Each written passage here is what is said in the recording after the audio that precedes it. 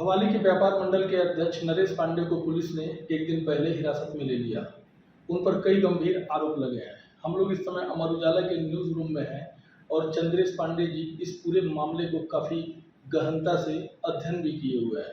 यह इस पूरे मामले पर अपनी विचार व्यक्त करेंगे।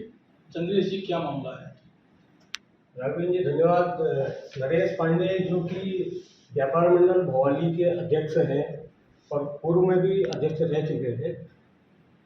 कल की जो घटना हुई है उससे पहले नरेश पांडे को एक समाज सेवी के रूप में पहचान मिली हुई थी।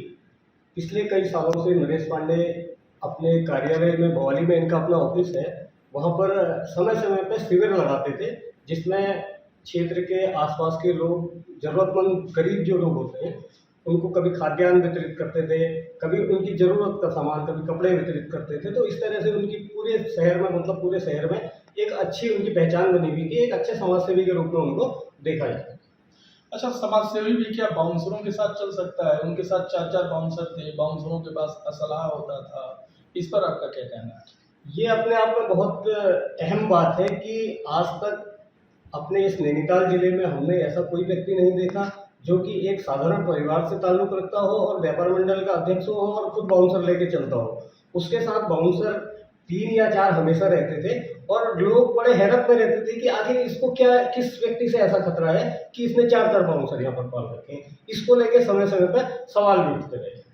अच्छा, उनकी भवाली में व्यापारियों के बीच उनकी क्या स्थिति रही है? समाज सेवा के रूप में आम जन में तो पहचान थी, ठीक ठाक थी, लेकिन व्यापारी उनके बारे में क्या सोचते हैं? समाज सेवी के रूप में लोगों में उनकी अच्छी होती, खासकर गरीब वर्ग का जो तबका था उसमें नरेश पांडे को अच्छे उसमें पहचान मिली हुई थी।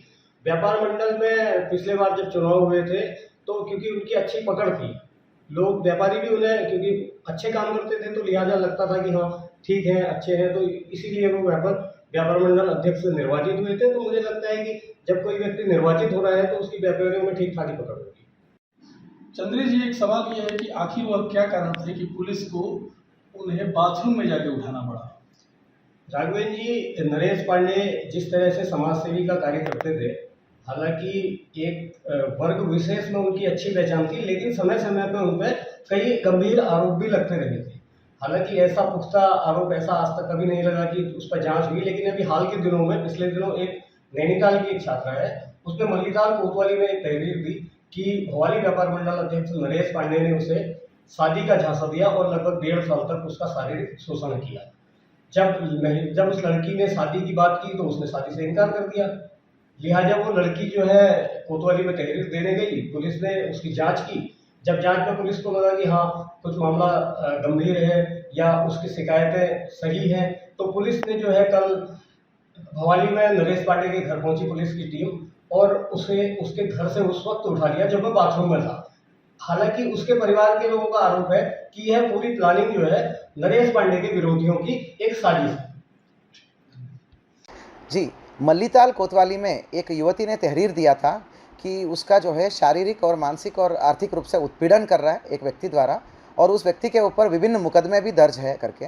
उस एप्लीकेशन के आधार पर तत्काल हमने मुकदमा FIR पंजीकरण किया।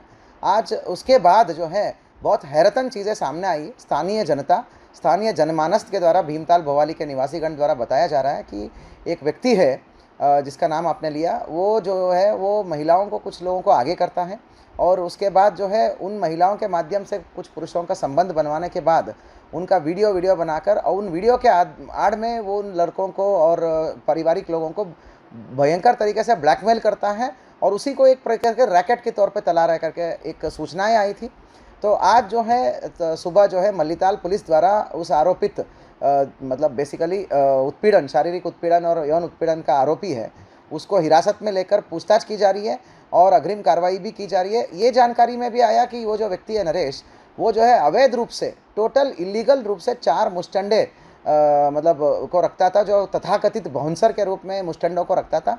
वो जो है उन चारों तथाकथित बाउंसर लोगों को भी लेके थाने में लेके गए हैं, भवाली थाने में। उनकी अग्रिम पूछताछ की जा रही है।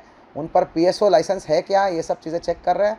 यदि PSO लाइसेंस और सिक्योरिटी का गार्ड का लाइसेंस नहीं है और इस प्रकार जो है आवारागर्दी और बेसिकली वेपन्स दिखाकर वेपन्स के आड़ में समाज में भय और आतंक फैलाने के कार्य जो कर रहे हैं उनके ऊपर सुसंगत कार्रवाई की जाएगी। ठीक है, 23 घंटे की पूछताछ के बाद आज पुलिस ने उन्हें रिहा कर दिया है। हालांकि अभी जांच जारी रहेगी। इस पूरे मामले पे अमर उजाला अपनी नज़र बनाए रखेगा। धन्यवाद। अगर आप ये वीडियो YouTube पर देख रहे हैं तो हमारे चैनल को सब्सक्राइब कर बेल आइकन दबाएं और Facebook पर देख रहे हैं तो हमारे पेज को लाइक करें।